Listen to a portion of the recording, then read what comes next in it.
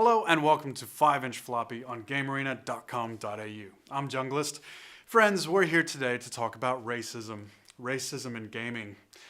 I'm not talking about racism against humans. I'm talking about real racism against another species. Speciesism. It has come to our attention at the Floppy that a game has been released which is all about killing orcs. And the title of this game does nothing to hide its true nature. It's Orcs Must Die 2. We've covered the first game in this series, which mainly plays out like a tower defense game. Probably because of all their friends you killed in the last game, through this door will come an angry horde of orcs, and you have to stop them getting all the way over to this here rift.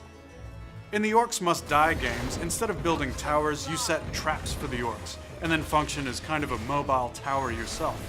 The orcs don't want to die, but they simply must. Still, they'll make it hard for you by attacking from multiple directions. The intense gameplay comes from having to be in two places at once, usually by relying on your traps to slow them down while diverting your hero's attention back and forth.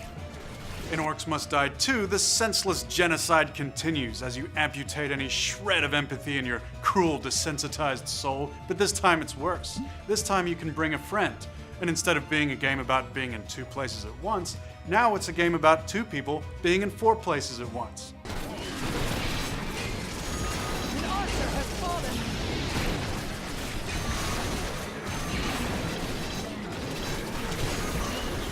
Together you'll set up grinders, wall blades, boom barrels, acid spewers, and spikes. Oh, so many spikes as you play out some kind of sick two-player medieval sequel to Home Alone.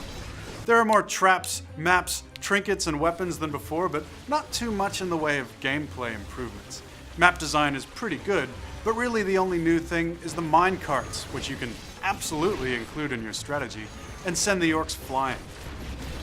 A cynical gamer might argue that this is more of an expansion pack, really, but no one can deny you'll get plenty of hours out of this one.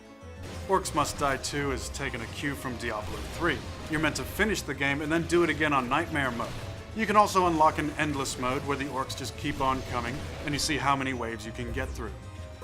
We were able to breeze through normal mode in about 5 to 6 hours, but Nightmare was a whole new story. Not only are they tougher and more numerous, but there are no breaks between waves, giving you barely enough time to lay down traps. Nightmare mode does not kid around.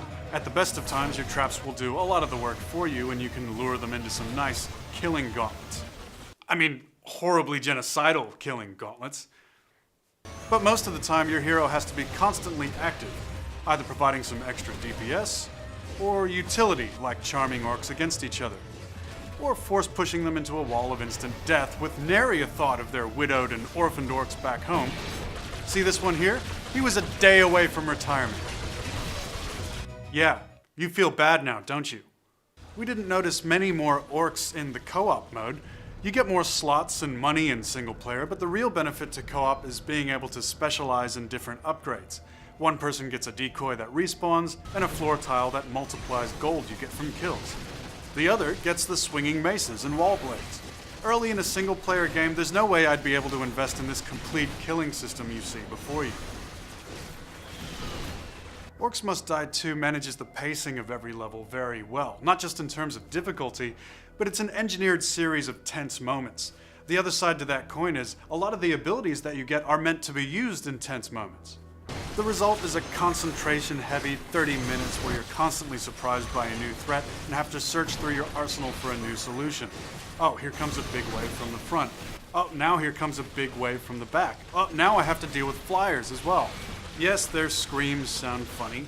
Yes, this game allows you to kill them in innumerable ways. By ice, by fire, by launching them back so they have to run a gauntlet all over again.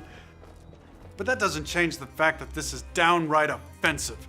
The wizards in the game will say it's just self-defense. But you know who else calls themselves wizards? The KKK. And don't say you haven't seen any orcs in real life, because they're there, moving freely whenever you go to sleep. That thing in the corner of your vision that you could have swore you saw until you turned your head. And who can blame them for not showing themselves with hate propaganda like this out there? And that brings us to Endgame. We did have a few technical problems worth mentioning, the sound cutting out, a few crashes, and it really doesn't like alt-tabbing. But all in all, I'm ashamed to say that we had fun with this game. For review purposes only. And God help you if you buy it. It's pretty damn addictive.